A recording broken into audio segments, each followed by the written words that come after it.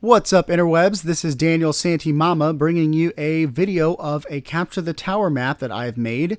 It was inspired by the Achievement Hunter Capture the Tower map, and it's pretty much their map with a lot of modifications and revisions to improve the gameplay. There wasn't anything necessarily wrong with their version, but there were some things that I thought were maybe not as good as they could have been, so I made some modifications to hopefully improve the gameplay and make it a little bit more fun. So this video is going to be pretty long, so if you don't want to stick around and watch the entire video, you can just take a look at the flybys here. But I'm going to be going through in detail all of the changes that I made and why I think they needed to be made, as well as how I think they will improve gameplay and overall make the game a little bit more fun to play. Not to say the Achievement Hunter version was bad, because it wasn't. It was great, and I enjoyed the videos a lot, but like I said, there were some things I thought could be improved on, and I think I've done a fairly good job of doing that. Lastly, I want to give a huge shout out to everyone at Achievement Hunter. They make hilarious videos, and their map was very fun to change and modify, and I think they did a really good job with the original. I'm not trying to say by making this video that their version was bad by any stretch of the imagination. They obviously had a lot of fun building it and playing it, and it was a great Let's Play to watch, and I had a lot of fun watching it. So, you know, I'm not trying to knock theirs in any way. Consider this just a different version, not necessarily an improvement or whatever, but just another version that you guys could play if you're interested in playing Capture the Tower like I am. So yeah, let's go ahead and start the video. Enjoy. So as you saw in the flyovers, I decided to suspend my bases because I am playing on a flat world, and if I put it on the ground, it will be kind of difficult for me to build downwards, so I needed to suspend them. But one thing I decided to change, or one of the many things I decided to change, was the bases and the spawns. Door there, you can get in, you can get a button to get out if you went in the wrong base. Just thought I'd mention that real quick. So you come up the ladder, and you notice right away it's a lot more spacious than it was before. I added a little bit more space between the beds so that there's not a chance of you bumping into your buddies or anything. Now this is for the Xbox version, so the maximum capacity is 8 players. So you really only need 4 beds per team, but there's obviously enough space here to where you could add extra beds if you wanted to. I also increased the ceiling height, because in the Achievement Hunter version, the ceiling height was 2 blocks high, and oftentimes they would spawn on top of their beds, and that would glitch them up onto like the roof, and it was really weird. So they were constantly having to, you know, break these out to make room for themselves. So I just went ahead and raised it.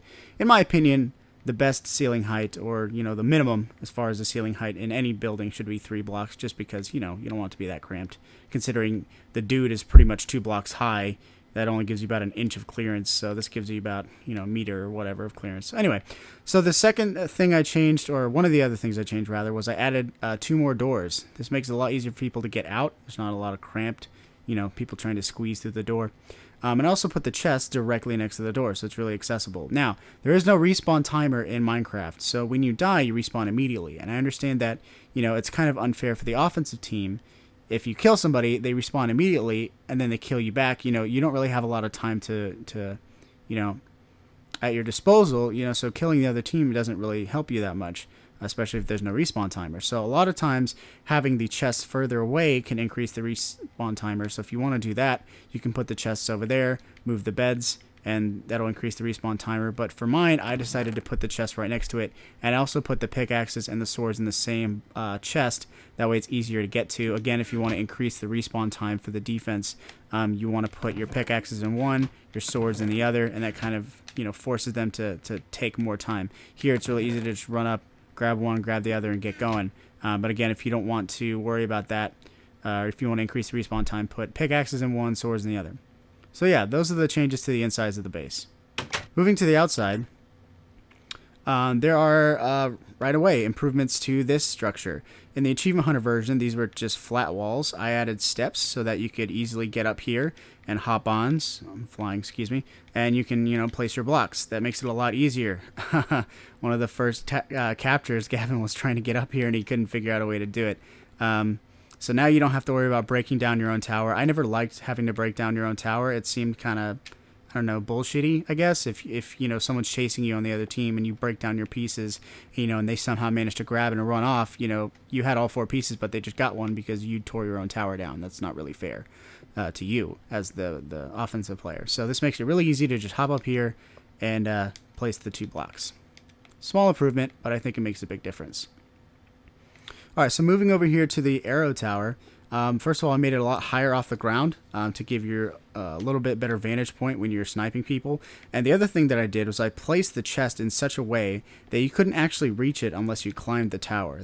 I noticed in the Achievement Hunter version, they just kind of had it up on a little block. And you could actually, from the ground level, just, reach out and grab the arrows and stuff. I thought that was a little cheap. If you're going to put an arrow or a chest with arrows on top of a little, ledge, you should have to climb the ledge to get there. It doesn't make sense that you can just grab it from the ground level. So I made it a little bit bigger. I also fortified it a little bit, gave you, 1 block of more or less protection or barrier on each side.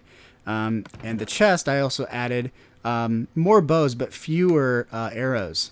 So you can't just spam, giving you like 4 stacks of arrows is just too much.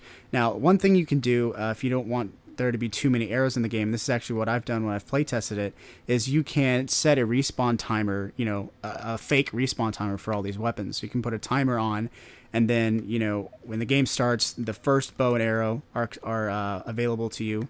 And then when the timer goes off, then the second one becomes available. And when the timer goes off again, the third one. So yeah, you basically tell everybody, and you have to have, a gentleman's agreement or, honor system or whatever to make sure that nobody grabs a bow that hasn't figuratively spawned yet. But that's one way you can do it. So that's how I have mine set up, to where they spawn every about 2.5 to 3 minutes. And that's why there's so many. But again, you will never have, people grabbing all 5 at the start, as long as you've established that rule to begin with. So that's a cool way you can do it, to make sure that there's always bows in the game, but people don't abuse the bows by, having 64 arrows or whatever. The other thing you may have noticed already is mine is Halo themed. So I changed the bows name, the name of the bows to DMRs, because that's basically what they are. They're small rifles or whatever. I don't know. That's a cool little touch. So moving over here, I added a little bit of blockage to make a little bunker here. So these are the steps that go up to the 3rd level. And I added these blocks here to kind of barricade the player if they want to come in here and use this as a little sniper's area with a bow.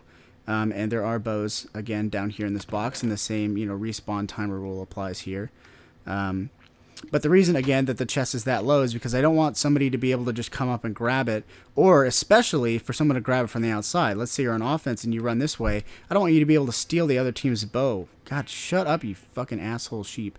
I don't want you to be able to steal the other team's bow, So I put it in such a place where you could only really grab it if you were actually inside of the bunker area. So that was, just something to keep in mind if you want to try to keep the gameplay level. Oh my God, they will not shut up. Holy shit. Okay.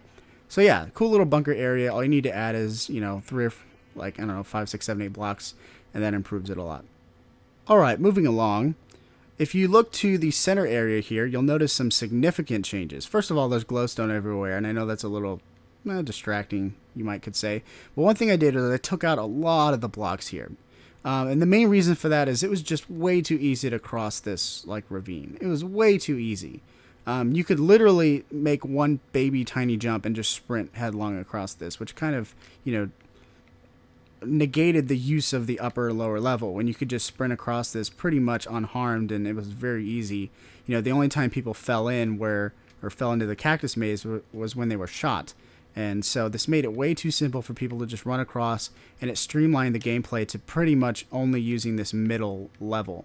Nobody used the cactus unless they fell in, and then they usually got pricked to death.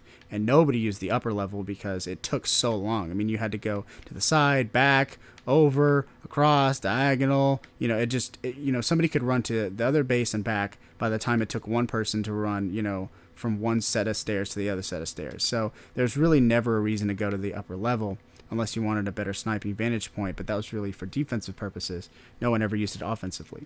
So I wanted to take out a lot of the blocks here to make it this a much more treacherous path. It's still perfectly climbable, or rather, it's easy to get across.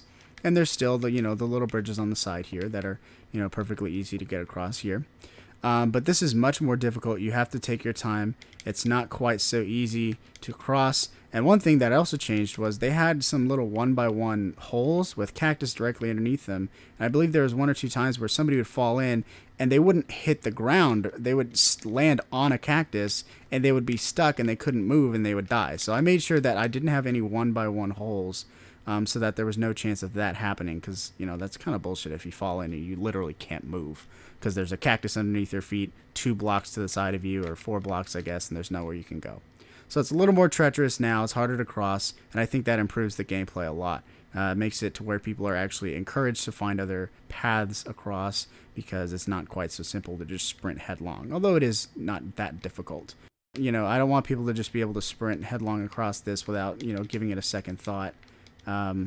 You know, it's just too simple. It's too easy at that point. And if it's that easy to cross, the gameplay is limited to really this first level. So much more treacherous. This stuff on the side, the bridges, they stayed the same. Okay, so that's pretty much all the improvements to the mid-level. Now let's talk about the upper level, because there's some big changes here. And like I said, in the previous version, there was really no reason to ever come up here. It took way longer to come on the upper level to get to the other team's base, and it was really treacherous because the ice path was so dangerous. Not only would you fall and take fall damage if you hit this middle level, but you could potentially fall, take a lot of fall damage, and be stuck in cactus and get pricked to death.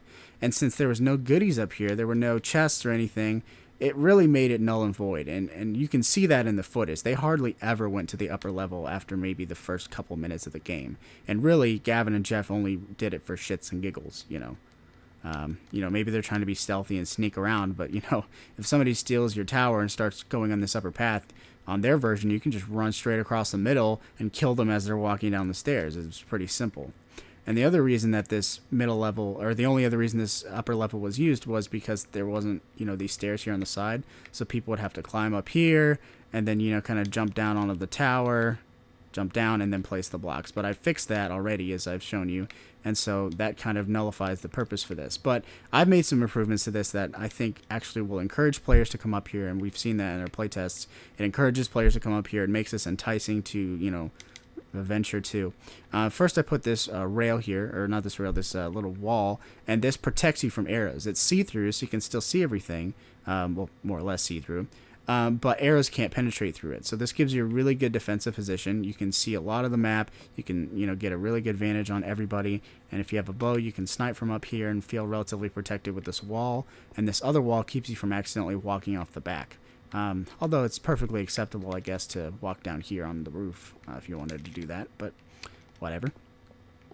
So if you follow along, everything here is the same until we get to here. And you'll notice already that there are 2 paths. And this is one of the big improvements, I think. I'll stick to the middle path, or the path that goes towards the middle. So this path is...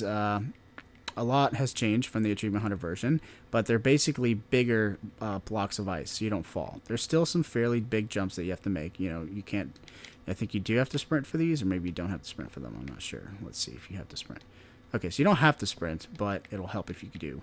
It's still kind of treacherous. You know, ice is slippery and whatnot, but it's not like you're guaranteed to fall. Pretty much in the old version, if you came up here, you were almost destined to fall into the cactus and take fall damage and die. So that's not fun. I don't want that to be, you know, part of the game. If you fall because you get hit by an arrow or you slip, then yeah, it's your fault. But, you know, it shouldn't be the player's fault if they're constantly falling in just because, you know, it's too treacherous. Now, the other path, this way, you know, it's a little bit more treacherous than the main way, but at the end, there is a chest here with, again, Halo-themed, a sniper rifle. And this is a bow with power 5. This is an insta-kill. If you hit one person, if you hit somebody with a bow, or with an arrow, rather, they're pretty much guaranteed to die. So, you know, that was a change that I thought would definitely make it enticing for players to come up here.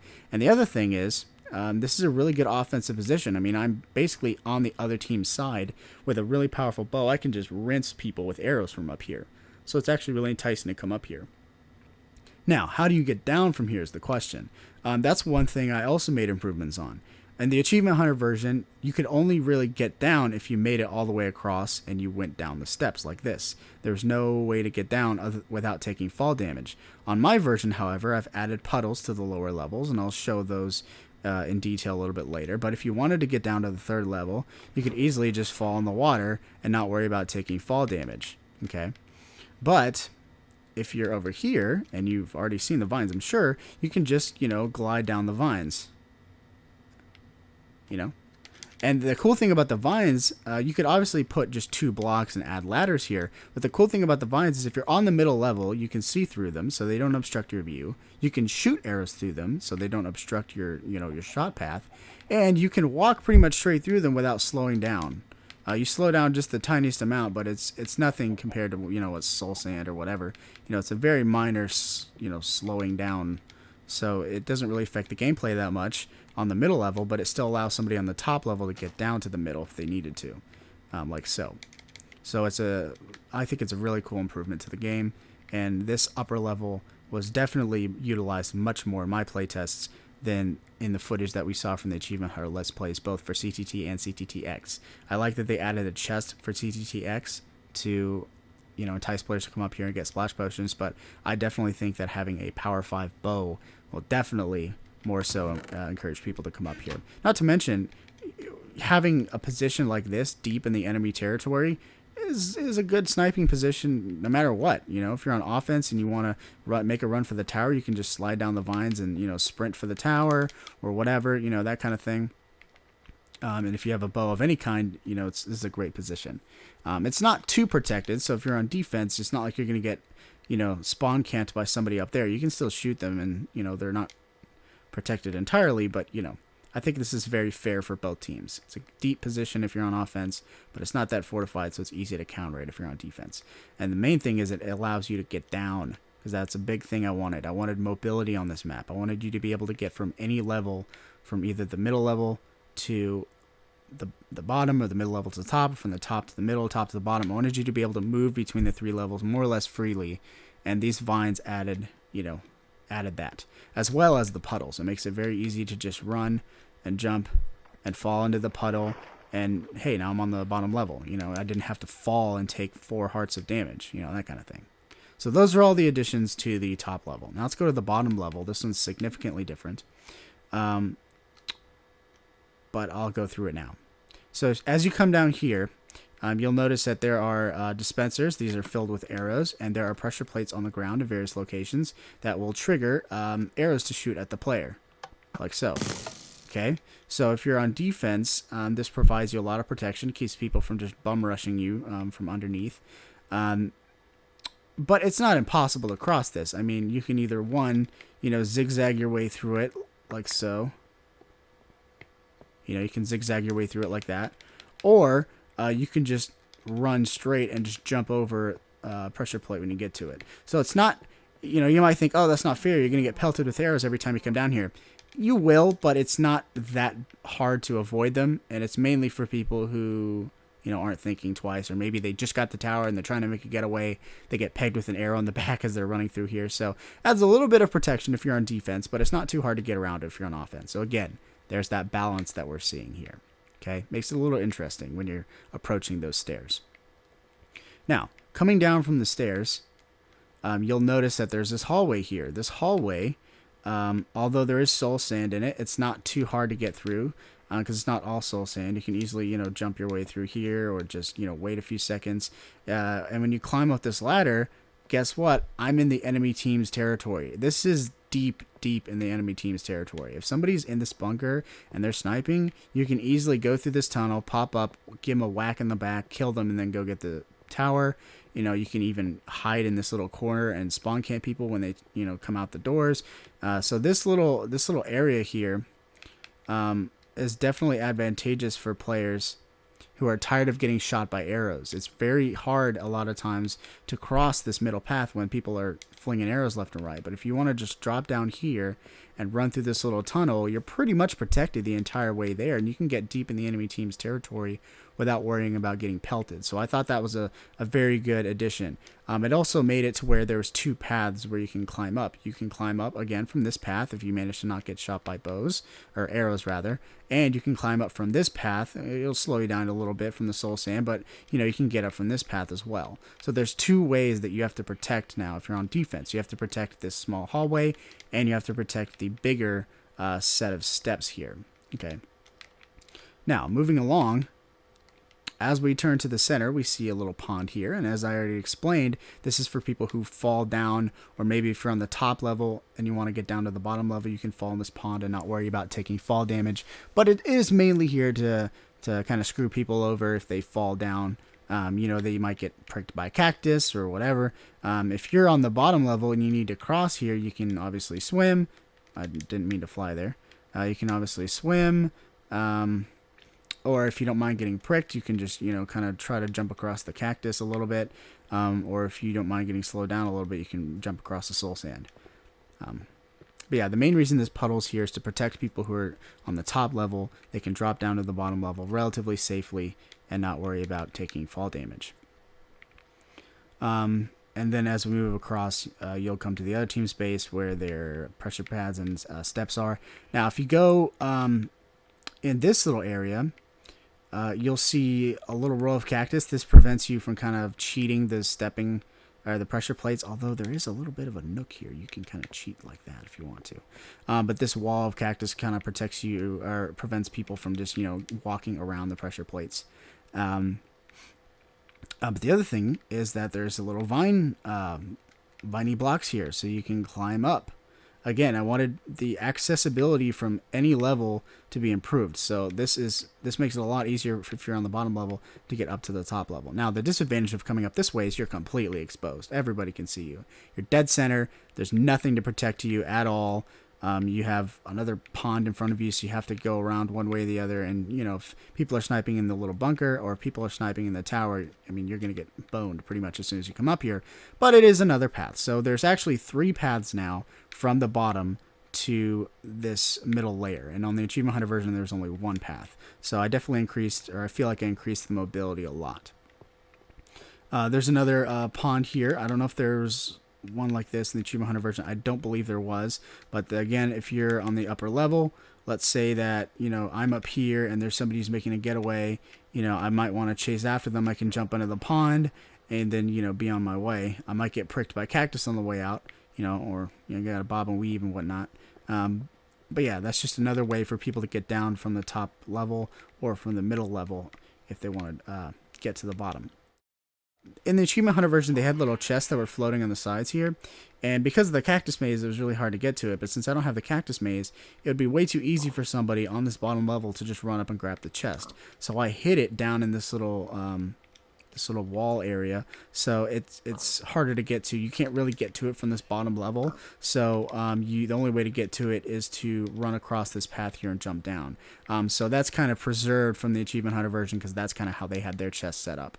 You could really only get to it if you came this way and jumped down onto it. Now, in these chests, on one side, I have active camo, just like Halo, which is basically invisibility. And what's cool about that is that you drink the potion and you do turn invisible, but you can see the little fumes coming off of your guy, which are pretty cool. So it's a lot like active camo in Halo, where you can still see them, but it's kind of harder to see them. So I thought that was really cool. It does last 3 minutes, which is way too long. I would like it to last maybe only a minute or so. I think 3 minutes gives you way too much of an advantage. But that's the least amount of time that, you know, the potions can be made for. So. Okay, so on this side, there is a, can you guess? Overshield! Active camo and overshield. Throwback to like Halo 1 days. Now, the overshield in this version is pretty cool because it's a green chest plate. And in Halo 4, when somebody has an overshield, their body is like glowing green. So I thought it was adequate to not only have a green chest piece, but to have it kind of shimmer and glow. So this is a leather chest plate or whatever, chest armor, and that's kind of weak. So I buffed it by adding protection 4 to it, and that also gave it that little shimmery glow. So I thought that was very, you know, appropriate for, you know, mimicking an overshield. So yeah, that's what's in the red side, and the blue side has the active camo. Now, one other thing overall that I added was increased visibility as far as the colors of the bases go. So in the Achievement Hunter version, all you had was one red block dead center here, and that denoted the red side versus the blue side. I wanted to make it a lot easier to tell which base you were looking at. I feel like at times, especially in the cactus maze, people were getting confused and they didn't know which way the red base was and which way the blue base was. So first of all, there's these giant freaking arrows right here, so you can easily tell which way you're supposed to go. If you're on red team, you go that way. If you're on blue team, you go that way. or rather that goes to blue base and goes to red base. But it's also easier to see if you don't look up the arrows, because you have this stripe here, you have this stripe here, you have this stripe right here, and in the tunnel you have a block right above the tunnel. So it makes it really easy to see pretty much no matter where you are on the map. You can always have some kind of reference pointing you in the right direction. Another change is that I added glowstone everywhere so that you could play at night. Oftentimes we were play testing, some of the matches were longer than 10 minutes, and the 10 minutes is how long the day cycle is, so we would end up playing into the night. And it was really nice to have the glowstone everywhere. I've already done some takes at night. As I was talking, it kind of became nighttime, and as you guys noticed, it was still perfectly visible. This also keeps enemies from spawning everywhere, so added glowstone and added visibility and light was definitely an improvement compared to the Achievement Hunter version. It is a little bit, I don't know, distracting visually. It's not as clean of a look because it's like speckled with glowstone everywhere, and it's a little bit of an eyesore. But as far as the gameplay, it's definitely improved to have all this light available to you. Okay guys, so that's pretty much it. Those are all the big improvements that I've made to the game. I want to again say a huge thank you to all the guys at Achievement Hunter for not only making this map, but entertaining us with your hilarity and your fun Minecraft Let's Plays. I hope you weren't insulted by all the stuff that I was saying that was potentially wrong with your map. Your map was perfectly fine if you liked simplicity, and you guys obviously had a really fun time playing on it. So if, at the end of the day, if it worked for that purposes, I just wanted to make a few improvements that I think would make the map even more fun. So yeah, thank you everybody for watching. If you want me to do more maps, I have a couple more CTT maps I can do for you guys. Just let me know by posting a comment below if you liked it or didn't like it. And unfortunately, there's not an easy way in the Xbox version to transfer files, so I'm not going to really be able to put this up for download anywhere. But I've done plenty of flyovers. You guys should be able to mimic the map to your liking if you want to copy this exactly how I have it, or just use what I have to make your own improvements. And if you have your own versions that you think are different than mine or better than mine or whatever, I'd love to see those. So post a comment below or send a link to me so I can see your video or whatever. But yeah, thank you guys for watching, and yeah, have a great day.